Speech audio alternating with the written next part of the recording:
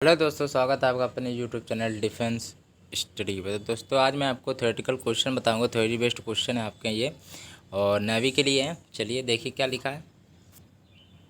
वृत्ति धारा के केंद्र पर उपस्थित बल क्षेत्र वृत्ति धारा की त्रिज्या के व्युत्क्रमानुपाती होता है। जैसे कि ये है कि ये वृत्ति धारा है, ठीक है। तो उसमें एक केंद्र होता है। चलिए केंद्र उपस्थित है, यहाँ जो केंद्र होता है तो इस पे जो वृत्ति जो धारा होती है, जो मतलब कि वृत्ति धारा की त्रिज्या, यहाँ जो त्रिज्या है धारा की त्रिज्या का व्युत्क्रमानुपाती है, ठीक है। आई प्रपोजन 1/r मान सकते हैं। चलिए ठीक है, ऐसा है आर बढ़ेगा तो आई घटेगा, ऐसा है, ठीक है। या आई बढ़ेगा तो आई घटेगा, बस ऐसा है, ठीक है। उल्टा है उसके, व्युत्क्रमानुपाती लिखा है तो उल्टा होता है उसका मतलब। चलिए, वृत्ति धारा के केंद्र के चारों ओर बल क्षेत्रफल लगभग समान होता है। जैसे कि वृत्ति धारा पूछी जाती है तो उसके केंद्र के चारों, यदि बल पूछिए केंद्र होता है उसके चारों ओर बल कैसा होता है तो आपका समान होता है, ठीक है। ये पॉइंट भी क्लियर हो गया होगा। चलिए नेक्स्ट पॉइंट की बात है। विद्युत धारा के कारण किसी बिंदु पर चुंबकीय बल धारा से बिंदु की दूरी के व्युत्क्रमानुपाती होती है। चुंबकीय बल क्षेत्र धारा से बिंदु की दूरी के व्युत्क्रमानुपाती होती है। चलिए ये आ गया होगा। ये नेक्स्ट पॉइंट क्या है, देखिए। किसी धारावाही लंबी प्रणालिका के किनारों पर चुंबकीय क्षेत्र का मान केंद्र पर के मान की अपेक्षा आधा होता है। ऐसा है जैसे कि सवाल में यदि दे दिया जाए धारावाही लंबी प्रणालिका के किनारों पर चुंबकीय क्षेत्र का मान केंद्र पर 10 है तो उधर कितना हो जाएगा आपका 5 हो जाएगा, ठीक है, क्योंकि आधा होता है, ठीक है। केंद्र पर जैसे कि 10 है तो वैसे आपका तो उसका कितना हो जाएगा चुंबकीय क्षेत्र, तो वहाँ पे 10 तो 5 हो जाएगा, आधा होता है, ठीक है। किनारों पर चुंबकीय क्षेत्र का मान केंद्र पर के मान के आधा होता है।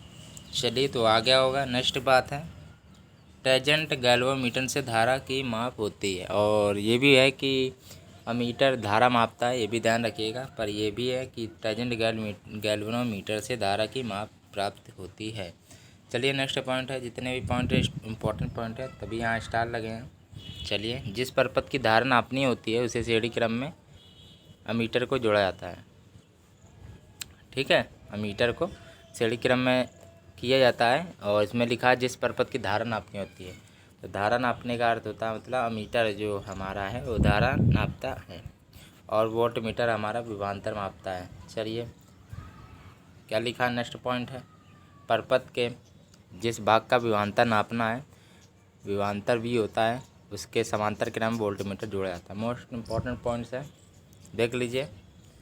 समांतर क्रम में वोल्ट मीटर जोड़ा जाता है और सीढ़ी क्रम में अमीटर जोड़ा जाता है। यहाँ से ये 2 पॉइंट निकल के आते हैं।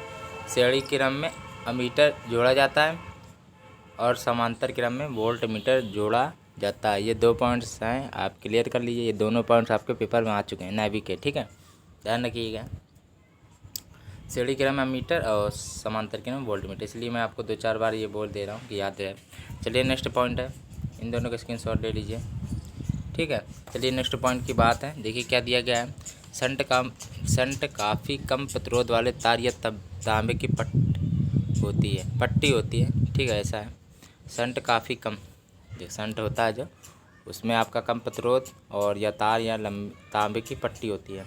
कम प्रतिरोध होता है, कम प्रतिरोध वाला तार होता है, और तार या कम प्रतिरोध वाला तार होता है, तांबे की पट्टी होती है या फिर तांबे की पट्टी होती है, तांबे की बन जाती है क्योंकि उसमें कम प्रतिरोध होता है। उसे गैल्वेनोमीटर के समांतर क्रम में रखा जाता है, ठीक है। गैल्वेनोमीटर के समांतर क्रम में रखा जाता है। चलिए नेक्स्ट पॉइंट है, ये जितने भी पॉइंट हैं इम्पोर्टेंट पॉइंट्स है। चलिए नेक्स्ट पॉइंट की बात है। देखिए क्या लिखा है, एक चुंबक का उत्तरी ध्रुव एक स्थिर धनावेशी चालक के समीप लाया जाता है तो ध्रुव पर कोई बल नहीं लगेगा क्योंकि आवेश चुंबकीय प्रभाव उत्पन्न नहीं करता है। चलिए, ध्रुव आपका पोल्स होता है, चलिए कोई बात नहीं, ध्रुव पर कोई बल नहीं लगेगा क्योंकि आवेश होता है जो चुंबकीय प्रभाव नहीं करता है। चलिए नेक्स्ट पॉइंट की बात है। एक धारावाही चालक में नेट आवेश पूछा गया था एक बार कि जो धारावाही चालक होता है उसमें कुल आवेश कितना होता है। नेट का मतलब होता है कुल, ठीक है, टोटल। तो कुल आवेश कितना था या नेट आवेश, तो आपका 0 होता है या 0 होता है। चलिए नेक्स्ट पॉइंट की बात है, किसी चालक में मुक्त इलेक्ट्रॉन गैस के अणुओं की तरह गति करते हैं। चलिए, परंतु इनकी किसी विशेष दिशा में कोई नेट गति नहीं होती है, अतः कोई नेट बल नहीं लगता है और धारा प्रवाहित करने पर इलेक्ट्रॉन एक निश्चित दिशा में अनुगमन वेग ग्रहण करता है, अतः इस स्थिति में चुंबकीय बल लगने लगता है। देखिए, ऐसा होता है कि यहाँ पे इम्पोर्टेंट पॉइंट नहीं ज़्यादा आपका, पर ये ध्यान रखिएगा, धारा प्रवाहित करने पर इलेक्ट्रॉन एक निश्चित दिशा में अनुगमन वेग ग्रहण करने लगते हैं। ठीक है, इस स्थिति में चुंबकीय बल लगने लगता है। वैसे आपका बल नहीं लगता इसमें चुंबकीय बल। जब धारा प्रवाहित करने पर जब इलेक्ट्रॉन एक निश्चित दिशा में अनुगमन वेग से चलने लगते हैं, धारा उत्पन्न हो जाती है, तो वहाँ पे मतलब चुंबकीय बल चलने लगता है। सॉरी, ठीक है। चलिए नेक्स्ट है ये देखिए, किसी एक समान चुंबकीय क्षेत्र में क्षेत्र के लंबक कोई तल लिया जाए तो चुंबकीय क्षेत्र तथा तल के क्षेत्रफल की गुणा को तल से प्रतिबद्ध चुंबकीय फ्लक्स कहते हैं। ठीक है, चुंबकीय फ्लक्स। चलिए यहाँ पे नेक्स्ट है, ये टॉपिक आ गया होगा। नेक्स्ट है, यहाँ तक हो गया है।